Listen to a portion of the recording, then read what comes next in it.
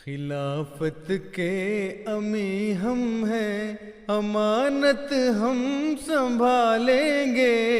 जो नेमत छिन चुकी पहले, वो नेमत हम संभालेंगे। Assalamu alaikum wa rahmatullahi wa barakatuh. May the peace and blessings of Allah be upon you all. Welcome back to another episode of Khilafat, the Rope of Allah, from the studios of MTA International Gambia. In this program, we discuss issues and matters related to Khilafat.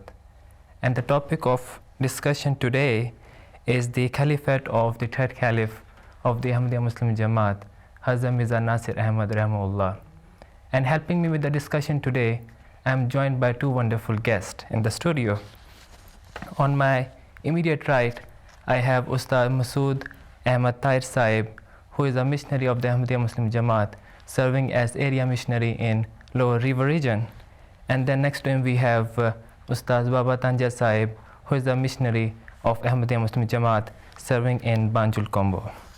Thank you, gentlemen, for joining us today. So before we delve deeper into the subject, the topic of today's discussion, can you give us a brief introduction of this personality? Assalamu alaikum warahmatullah. Jazakumullah, brother. We are going to talk about the third Caliph of Ahmadiyya Muslim Jamaat, whose name was Hazrat Mirza Nasir Ahmad rahimahullah. May Allah have mercy on him. You see, if we go back small, we start from the scriptures of different religions, we find many prophecies relating to this great personality we are going to talk about. There is a book of traditions in Judaism called Talmud. If we go through that book, we find there a prophecy that when Messiah will come, his kingdom will pass to his son, then from his son to grandson.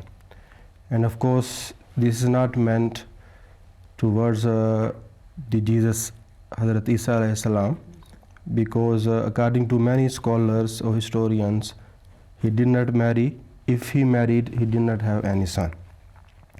So of course it relates to the second coming of Messiah, who is promised Messiah Mirza Ghulam Ahmad alayhi salam, that his kingdom will pass to his son, then from his son it will go to his grandson. There is another revelation on promised Messiah alayhi salam, revealed by Allah Almighty, in which he told him, Inna nubashiruka bi gulamin nafilatan lak, that I give you the glad tidings of a grandson who will be given to you. So according to those prophecies, Hazrat Mirza Nasir Ahmad rahimahullah was born on 16th November 1909 in Qadian. Even just few days before his birth, his father, the son of Imam Mahdi alayhi salam, Hazrat Mirza Bashiruddin Mahmud Ahmad radiyallahu anhu, he said that Allah Almighty has told me that he will bless me with a great son who will strengthen the religion of Islam. He said in Urdu, wo Nasir-e-Din hoga, means he will strengthen the religion of Islam. So all those prophecies, the great prophecies, they were fulfilled in the person of Mirza Nasir Ahmad rahimahullah, who was born on 16th November 1909. And just at the age of 12 years or 13 years, he memorized the Holy Quran. And at that very small age of 12 or 13 years, he led Taraweeh Nafla prayer during the month of Ramadan in Qadian, and he completed the recitation of Holy Quran there. And later on, when the second Caliph passed away, so he was elected as the third Caliph of Ahmadiyya Muslim Jamaat.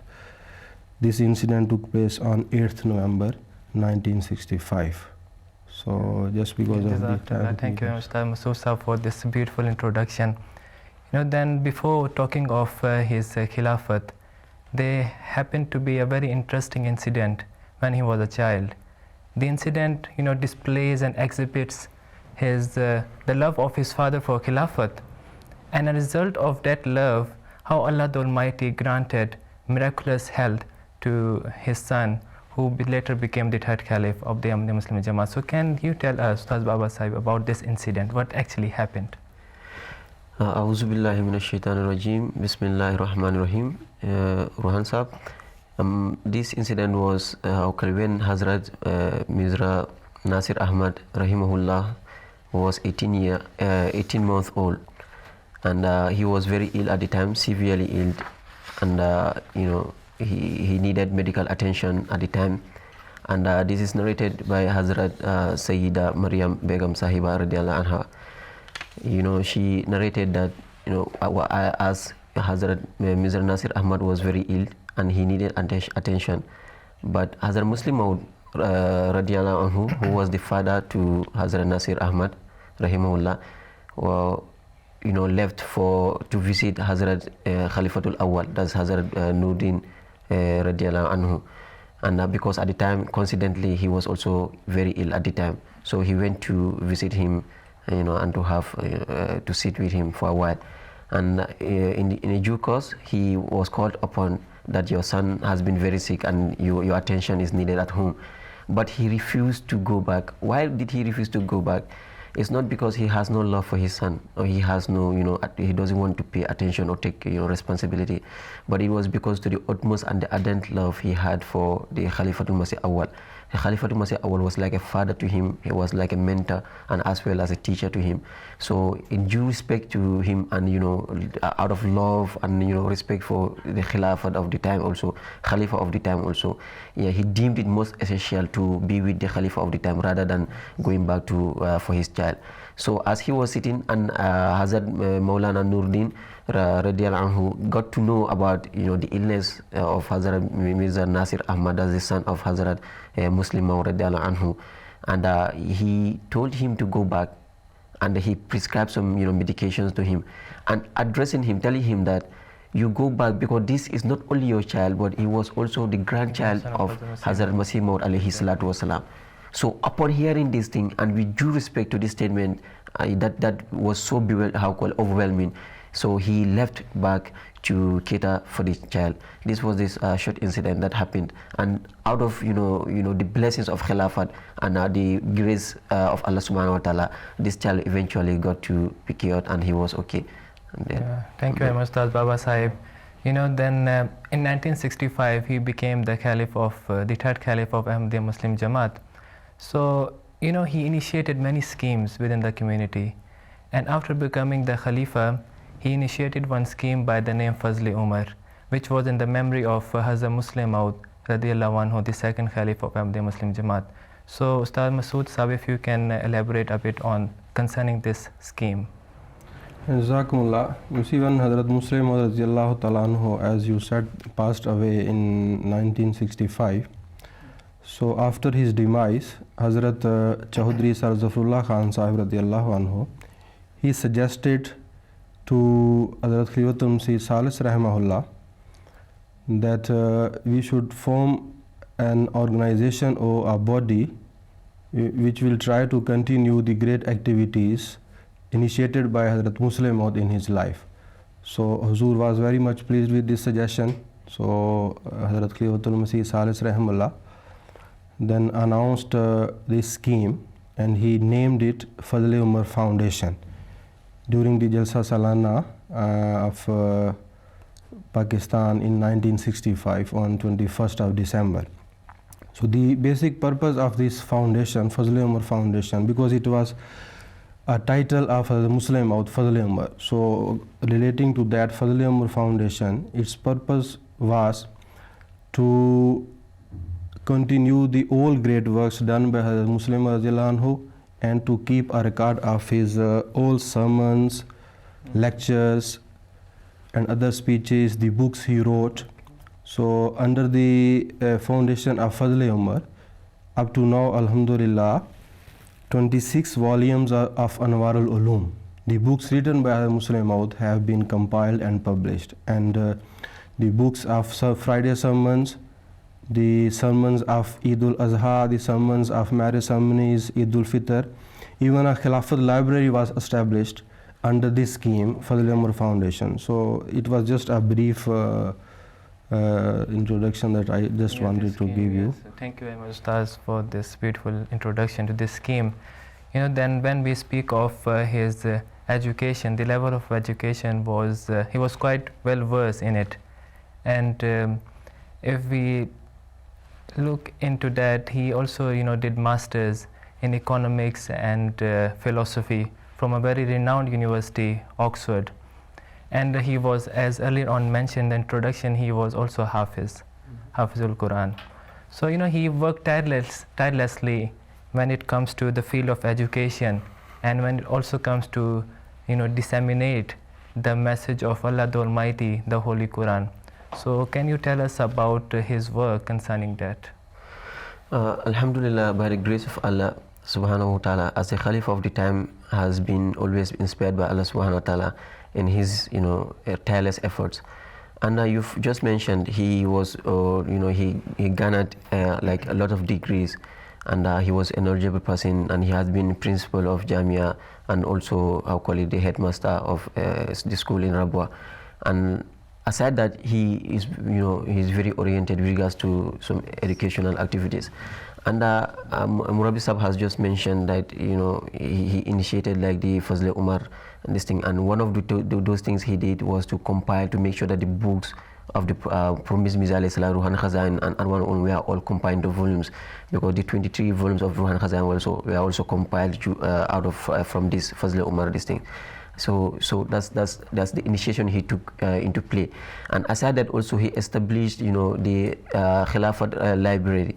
2,000 books plus were, accumulated in this library of diverse forms, of diverse topics for people to earn and garner lots of knowledge with regards to certain fields of life, and as well as also encouraging students, by engaging them into, encouraging them into learning more and more.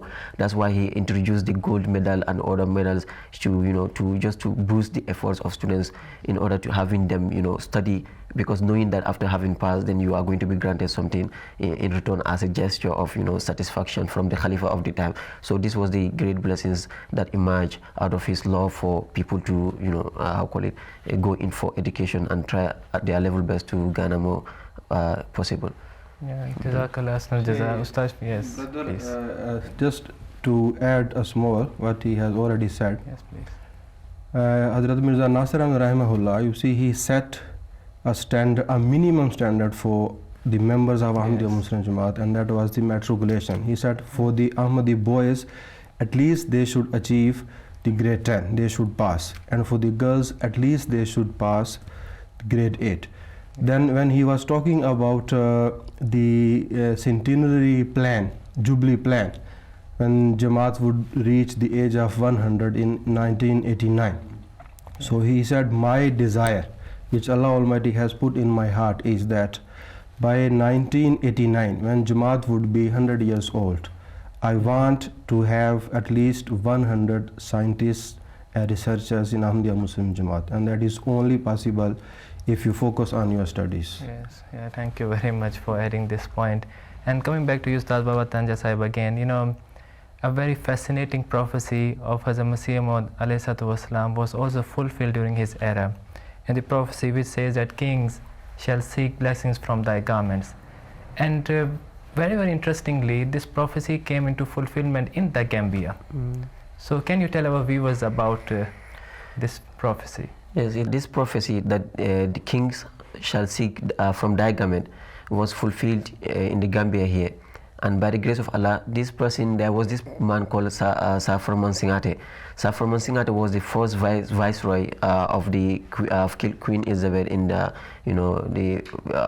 under the emperor of the British at the time. It so happened that Saframan Singate, he was the first governor general in the Gambia, and representing the British government in the Gambia here. And prior to being called to office, he was a pharmacist at the Royal Teaching Hospital. That's as it is known, Edward Teaching Hospital currently in the Gambia, as the name is changed.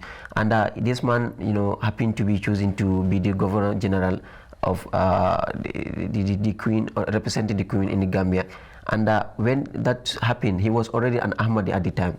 So, by the sheer grace of Allah subhanahu wa ta'ala, he deemed it so essential that he sought, from the Khalifa of the time, who was the third Khalifa, Hazrat Mirza Nasir Ahmad, that he, graciously grant him from the garments of the promised Mirza alayhi salatu wasalam as a source of gesture of blessings of Allah subhanahu wa ta'ala. And thereby Hazrat Mirza Nasir Ahmad graciously accepted his request, and the garment was sent to him, and marking the fulfillment of the prophecy where Allah said that the kings shall seek from thy garment, which was a prophecy to from Hazrat Mirza Masih Maud alayhi salatu wasalam, the promised Mirza alayhi salatu wasalam, and it was fulfilled from this beautiful man called Sir Farman Singate, and he happened to be the president of the Jamaat Ahmadiyya in the Gambia at the time as well. Yeah. As you know, rightly mentioned, the prophecy was Basha tere kapron se barkat dhundenge. So, and it was rightly fulfilled in this very land, the Gambia. Thank you, Ustaz Baba Sai, for this explanation. So, coming to, following this conversation, there is also another scheme that was initiated by Hazrat Mirza Nasir Ahmad Sahib, and it is known to be Nusrat Jahan scheme. So, can you unwrap about this beautiful scheme which was initiated by him? Thank you very much. You see, Hazrat Khalifatul Masih Salis, Mirza Nasir Ahmad rahimahullah, before going to that scheme, I would just like to say that the Gambia, our country, is very rich as far as these blessings of God is concerned. As our brother has just mentioned, kings shall seek blessings from thy garments. It was also fulfilled here. So, and this prophecy also is related to the Gambia direct. When Hazrat Khalifatul Masih Salis rahimahullah came to visit West Africa, or some of the countries of West Africa, he came here on 4th April 1970. When he went back after the tour, so during his sermon in UK on 20th May, he said that Allah Almighty, during my stay in the Gambia, Allah Almighty has inspired me to start to take an initiative to help the poor people of the Africa. Allah Almighty has indicated that I must start an organization which will continue help African poor people. So he said that I am going to announce Nusrat Jahan scheme. Nusrat Jahan was the name of Hazrat Masih Maud's wife, and Nusrat Jahan also means the help of the world. So he said I am going to name it Nusrat Jahan scheme, and initially I need 100,000 pounds to help poor people. And he said I am not worried where this money will come from, because Allah has told me since the beginning of my Khilafat. He revealed on me, मैं तेनू इन्ना देंगा कि तू रज जाएगा. I will bless you so abundantly that it will be enough for you. So he said, I am not worried where the amount will come from. So he asked his Jamaat to contribute for 100,000 pounds. And Alhamdulillah, in return, in reply to that, Jamaat contributed for 250,000 pounds. And today, by the grace of Allah, this Nusrat Jahan scheme has spread immensely in Africa. Just by the report of Hazrat Khalifatul Masih al-Khamis Sayyidahullah Ta'ala ibn Sayyid Aziz, which he mentioned in his Jalsa 2021. Up to that day, 37 hospitals and clinics are working in 12 countries of Africa, where almost 64 Jamaat doctors from center as well as the local doctors, they are serving the humanity. And almost 539 schools are educating the nations in 11 countries of Africa. Sure. So it is just a brief work how Nusrat Jahan scheme is benefiting the African people and how it is going beyond the limits. Yes. Alhamdulillah. Ustaz Baba, if you want to add. Yes. And there was also once a speech of Hazrat Mirza Nasir Ahmad, as the third Khalif of the Ahmadiyya Muslim community, having to give a similitude with regards to the Europeans having come to Africa, West Africa especially, looting our resources, taking away from our resources. But he said now time has come to return back to Africa what has been taken away. And this was a source of blessings from Allah subhanahu wa ta'ala, that Allah has granted us this scheme called Nusra Jahan scheme, whereby now resources is being resumed, is being taken back to Africa, and in the shared blessings of Allah subhanahu wa ta'ala, for Africa to revive its dead stature in the sight of Allah subhanahu wa ta'ala and other ways as well. And this was the blessing, as he said, doctors were produced, and let's say like in the Gambia here and other places like Kumasi, the first hospital was established in Kumasi, and the Nusrat High School in the Gambia in 1971 was also established under this scheme, producing lots of pioneers, these scholars from this country and other places as well. So it was a blessing from Allah subhanahu wa ta'ala that we have this purposely the initiative was taken in order to help the poor communities. Yes. So when we look at the Gambia, how is this scheme helping the people here? Yes, it is so transparent that we can see clearly even without having looking deep. Because this scheme here, like if we see in the Gambia, the Jamaat Ahmadiyya is not only sponsoring Ahmadi students, but it's also sponsoring non-Ahmadi students in our various schools and other institutions as well.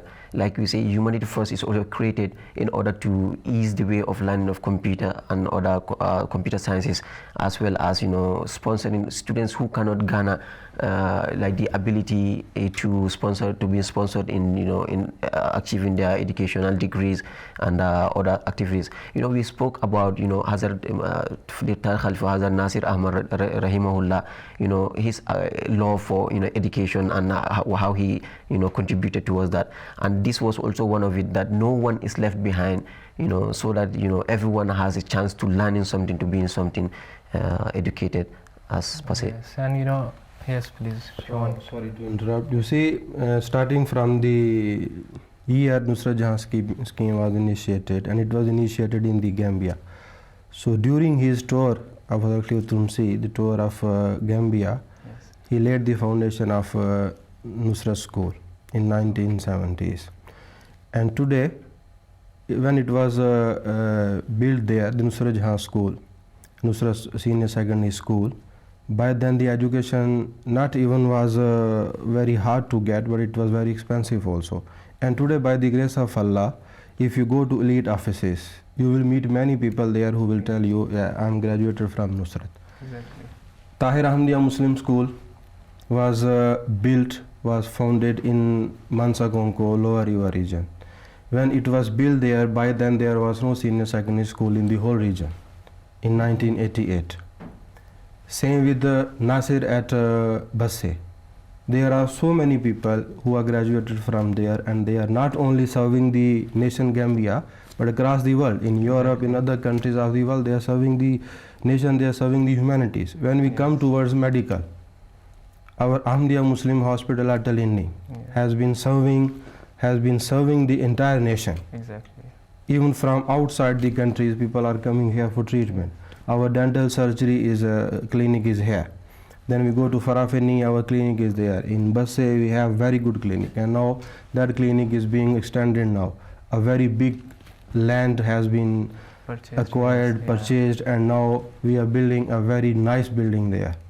Yes. So Alhamdulillah, as far as Nusrat Jahan scheme is concerned, Ahmadiyya Jamaat is very much famous and familiar. Everybody knows about the human services that Ahmadiyya Muslim Jamaat is rendering towards humanity in the Gambia under the scheme of Nusrat Jahan. Yeah, I think it's also imperative to add this single point there, because when we look at the fact that mostly like in the people of the Gambia, we have people who say Ahmadis are building schools and hospitals only to attract people into the faith so that they could convert people.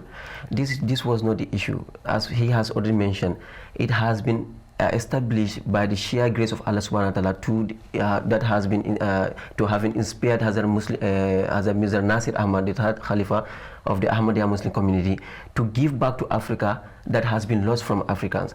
And he has said at the time education, hospital, like health sectors were very minimal, and it was very difficult, not only for the people of the Gambia, but for other people like Sierra Leone, Ghana, and Nigeria, because like in Sierra Leone we have 200 plus Ahmadi schools and other sectors as well that are producing even eye surgeries and other stuff like that had been very difficult for the people of that populace to Ghana easily. So this was the service that was rendered not to convert people, but to help Africans, the poor and the needy, to gain the basic rights as a human, as a person. Yes, so this was the but blessing. this tells us that this scheme itself is serving at a very, very large scale, alhamdulillah. So before we wrap up the program, so Ustaz Masood Sahab, I would like to ask for any final comment from your side. Thank you very much. You see, the time does not allow us, otherwise on this particular topic of Nusrat Jahan scheme, we can talk for hours. Exactly. Not only by Ahmadis, very well known non-Ahmadis, not in the country but in the entire world. Yeah. They are admiring Nusrat Jahan scheme. Yes. What it has been done, it has been doing for African people. Yeah. We cannot even describe in our speak. So we just continue to pray for the third Khalifa, for his higher status. May Allah Almighty continue to elevate his status, and may Allah Almighty enable us also to serve the humanity under this very much scheme Nusrat Jahan. Thank you very much, Ustaz Masood Sahab, and thank you gentlemen for your time and joining us today for a discussion. So dear viewers, this brings us to the end of our program today. Until we come your way again, till then take care. Assalamu alaikum wa rahmatullahi wa barakatuh.